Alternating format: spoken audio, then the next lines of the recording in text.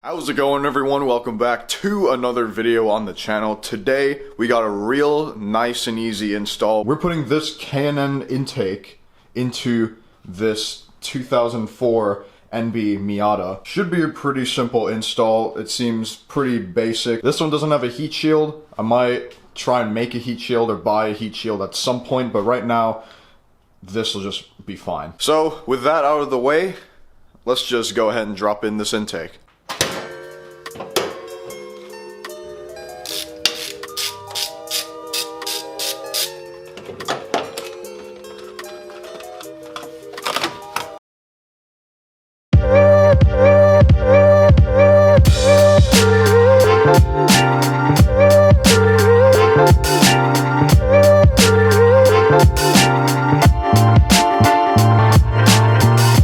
Look at that. It's been chewed up by something. Top looks good, but bottoms, I don't know. There's been something has been in my intake eating.